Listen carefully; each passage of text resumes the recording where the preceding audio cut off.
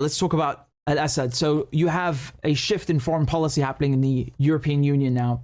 You've got several countries that have finally realized that, the coup, the regime change operation in Syria failed, and Assad is going nowhere. So they've now decided to, reestablish ties. There's a rapprochement, as it's called, and I'll show you just a second the list of countries. I put it out yesterday. So we've got Italy, we've got Austria, we've got the Czech Republic, Cyprus, Greece, Slovenia, and Slovakia, and Croatia. So Italy just appointed an ambassador to Syria, for example. So it's a very significant shift. They're doing this at the same time that Turkey is also trying to reestablish ties with Syria. And Erdogan has said that he wants to meet Assad. Assad has refused because his country is being occupied by Turkey. All of the north, and especially Idlib, is under Turkish occupation, to the point that they don't even use Syrian lira, Syrian pounds anymore. They're using a Turkish currency inside of Syria, right? So that's the stranglehold that they've got on the country. And Assad said clearly, if you want us to meet, I'll meet you, but after you pull out your troops from Syria. Remember, Turkish troops are NATO troops.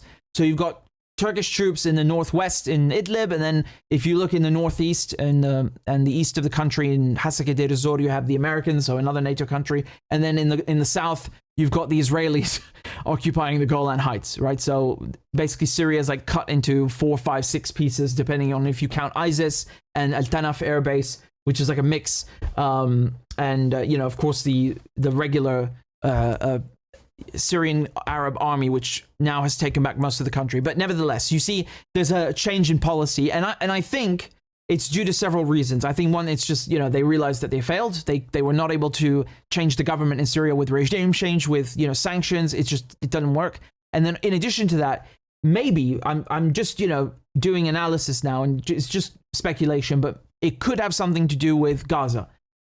You're seeing the United States signal that they, might want to talk about the nuclear deal again, which they ditched 2 years ago. I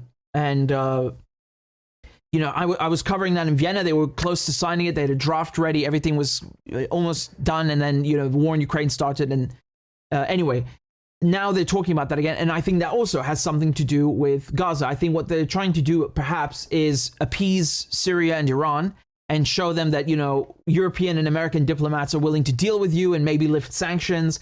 And they're thinking or hoping, they're trying to do that for Israel's sake, so that, maybe they think in their heads that Syria and Iran will give less support for the resistance, or that they're going to tell the resistance to calm and cool things down in Lebanon, Hezbollah, and Hamas in Gaza. That's not going to happen. It's not happening. It would really be a significant shift in foreign policy for them to do that. It's also domestic policy, but anyway, I don't see that happening. They could try, but I think it's unlikely. Maybe it's got nothing to do with Gaza. Again, it's just I'm just speculating here. It's just analysis.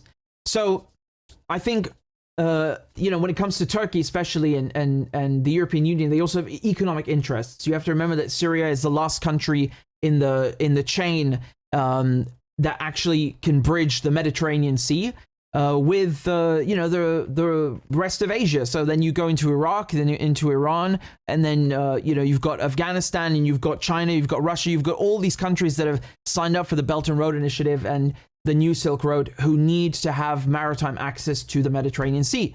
Beirut doesn't have a port; it's gone mysteriously. Syria has Latakia port, which has been bombed by Israel, but nevertheless, it's more or less functional. It's got a much larger coast, and it's going to play a big part in that chain with the railroad, especially the new one with Iraq and Iran. So there's a lot going on, and at the same time as all this is happening, and they're publicly indicating the shift, you have Al-Assad, who is in Moscow meeting with Putin. So that was just a few days ago. If we just look at the agenda between Russia and Syria, they have defense agreements, and there's also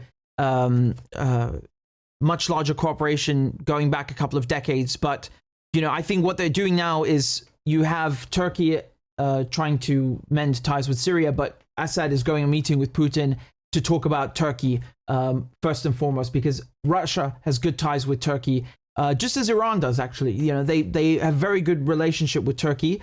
And you have tons of Russian tourists who go to Turkey all the time. When they put sanctions on Russia, they expanded, they basically expanded the infrastructure inside of Turkey so that they could use their Mir cards, which, these are basically, Visa and MasterCard. You could still use them, but only inside of Russia. So if you're a Russian tourist in Turkey, your Visa card, your MasterCard, they don't work anymore. So Mir was the only way you could use to pay, use a card to pay for anything, and they expanded that in Turkey. So they have good economic ties and cooperation, and a lot of sway. And you'll remember also that Turkey refused to put sanctions on Russia, whereas they were being pressured to, despite being a NATO country and so on.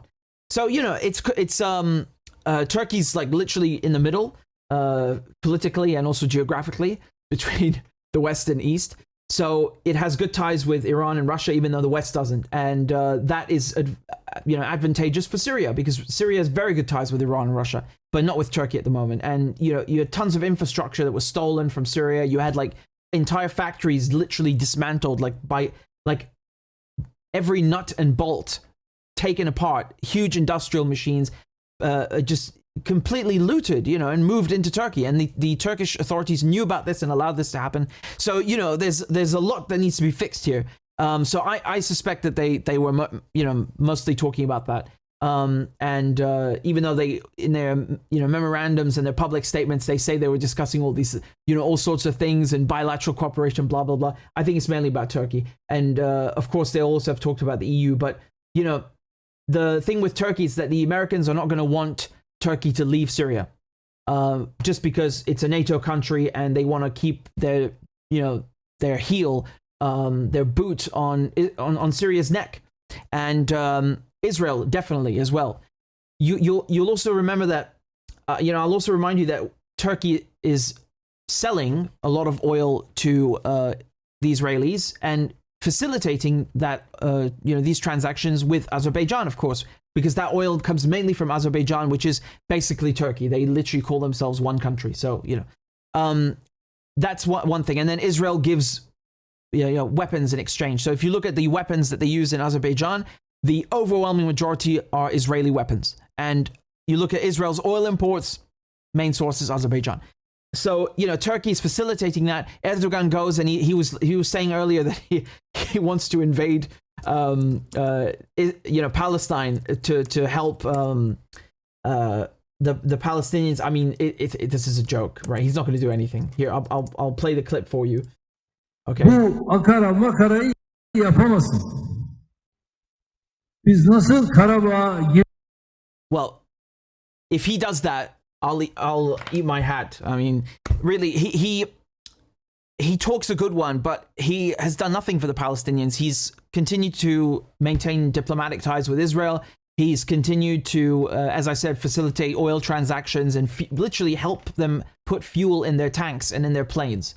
Okay, so like he's sustaining their war effort, okay, in Palestine. So he talks, and he's Muslim Brotherhood and so on, and Hamas are also Muslim Brotherhood, and there's no beef between them. He was even meeting with Hamas, or rather speaking on the phone with them a while back. But I'm telling you that he's doing nothing for the Palestinians. He's just not. So you have to take that into account. Now, when it comes to Syria, just to go back to Syria, because my point here is that as long as Israel and Turkey have good ties, that's a problem for Palestine and it's a problem for Syria. It's difficult for Syria to resume normal bilateral relations with Turkey, knowing that, the Israelis could use that to infiltrate Syria, to cross the border, to do all sorts of things. And they've done that before. They have literally done that. So it's not, something made up or imaginary. Now, if you look at the Kurdish situation. So, you have 1/3 of Syria that's occupied by the United States in cooperation with Kurds. Now, in this aspect, Turkey and Syria's interests align because they are both angry about the situation. So for Turkey, the Kurdish Workers' Party is a terrorist organization. They persecute the Kurds. So there's a difference, right? Whereas in Syria took in Kurds. But Syria doesn't want its oil fields and its wheat being occupied by the Americans and Kurds, and being cut off from the rest of the country. And Turkey doesn't want the YPG in Syria having such a large footprint just on its doorstep. So they both have an interest in seeing that presence disappear. The Kurdish military presence disappear. The problem is, as I said, it's not just Kurdish, it's American as well. Turkey is a NATO country. America is, it's a very, very complex situation. I don't think a lot of people appreciate that. I think they're going to be talking about that. If they do meet with one another, they'll be discussing how to best get rid of the YPG and the so-called Syrian Democratic Forces, which are not the Syrian army. They're these Kurdish forces working with the Americans. And they were very clear about their intentions to keep the oil and the wheat. It's like they if they do sell any of it to the Syrian government, it's at exorbitant prices. So I mean, and that's rare. Most of it is just kept, for the Kurdish region. It's just like, screw you. We're keeping all of the food and we're keeping all of the oil, even though Syria is in crisis. So I mean, it's in that sense, it makes sense for Erdogan and Assad to meet soon and fix that. But I mean, again, it's not up to him alone, because the Americans are not just going to accept, Erdogan and Assad wanting to get rid of them and their Kurdish partners. So anyway, who knows what's going to happen? The line has not moved since 2019. That it's the front lines and the map has stayed relatively the same. So I mean, I can't make any predictions. I'm just telling you whose interests align. And what they expect to get out of meeting with each other if they do. But again, the prerequisite is that they kick themselves, that I'm talking about Turkey, that they remove their own troops from Idlib. Why would they do that? I mean, they support the militias there. They support the Al Qaeda, which is Hayat Tahrir al-Sham. They support them. They don't mind them, and they basically using them as cannon fodder. Now they've been fighting with them a little bit recently, but again, who knows what's going to happen? I think that the most positive change that you can expect is the European countries lifting sanctions off of Syria. That's going to have a direct effect on the Syrian economy, and is going to benefit them. And the fact that they are willing to appoint ambassadors now without the Americans approving of this, and as a matter of fact, I'm pretty sure the Americans are quite angry.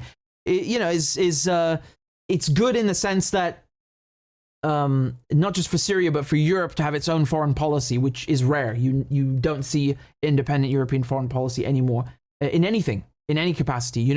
America puts sanctions on this country, everybody else has to follow suit. America has a problem with this country, everybody else has to have a problem with them. So you have no opposition. I mean, the last time you had any opposition in terms of your European, and it was the French with Iraq, and some other European leaders with the invasion of Iraq in 2003. But after that, the Americans worked very hard to kind of replace everyone that you have in Europe with, people that are of the same mindset, so that nothing like that ever happens again, right? And then you end up with Macron, and you end up with Baerbock, just neoliberals who are not that different from neoconservatives from the Republican Party. So there you go. Again, YouTube demonetized my channel because I'm not allowed to say naughty things about Israel. Telling the truth is forbidden. So if you are able to donate a few dollars on PayPal or on a monthly basis on Patreon, please consider doing it, because it would really help me continue my journalism and support independent media. So I'd be very grateful. And the links are in the description and also in the chat. Thank you guys very much again for all your donations and all your kind comments. I appreciate it very much.